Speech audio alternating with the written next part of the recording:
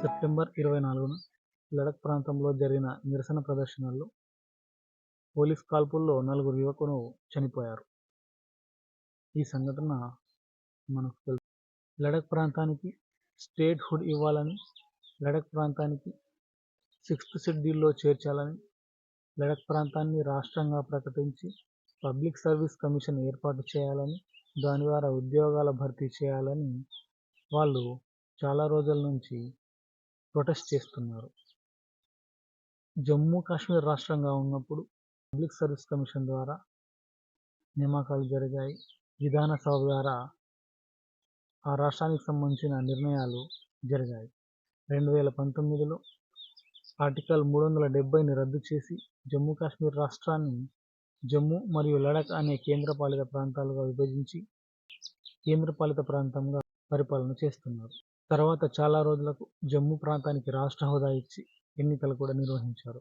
కానీ లడఖ్ ప్రాంతాన్ని అలాగే కేంద్రపాలిత ప్రాంతంగా ఉంచడం జరిగింది. దీనివల్ల లడఖ్ ప్రాంత ప్రజలకు పరిపాలనలో వారి భాగం లేకుండా పోయింది. పరిపాలన మొత్తం ఢిల్లీ నుండి లెఫ్టినెంట్ గవర్నర్ చేతుల మీదుగా జరుగుతుంది. ఉద్యోగ నియామకాలు కూడా కేంద్రపాలిత ప్రాంతం కావున ఉద్యోగ నియామకాలు కేంద్రం జరుపుతుంది. అందువల్ల లడఖ్ ప్రాంతానికి రాష్ట్ర హోదా ఇవ్వడం ద్వారా ఒక రాష్ట్రంగా పేర్కొంటాం. విధానసభ ఏర్పడుతుంది.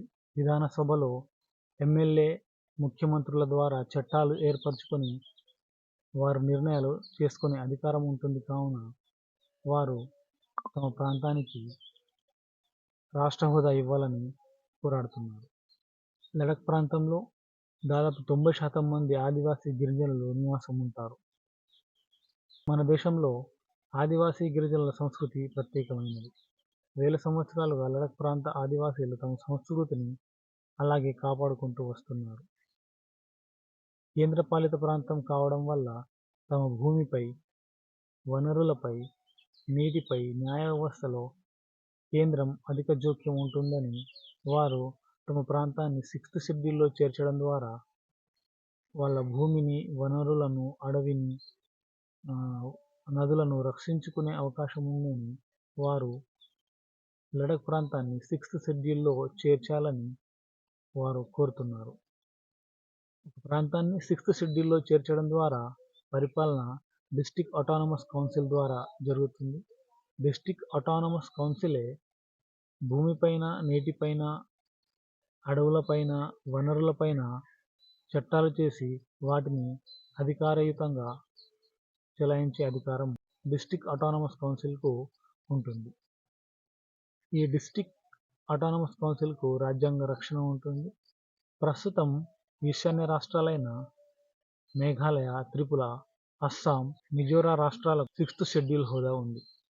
లడఖ్ ప్రాంతంలో పబ్లిక్ సర్వీస్ కమిషన్ లేకపోవడం వల్ల స్థానిక యువకులకు ఉద్యోగావకాశాలు లేకుండా పోయాయి.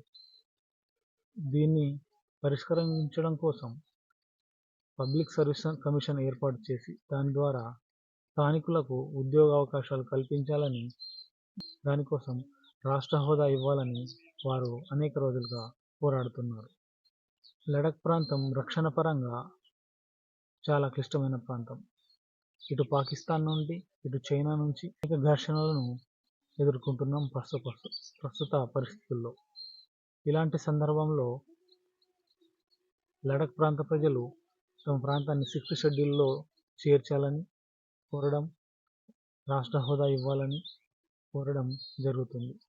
ఇంతకు ముందు ఉన్నటువంటి జమ్మూ కాశ్మీర్ రాష్ట్రంలో ఇటు పాకిస్తాన్, అటు చైనా ఉండటం వల్ల ఈ 2 దేశాలతో కూడా మనకు అనేక ఘర్షణ పరిస్థితులు ఎదురయ్యాయి.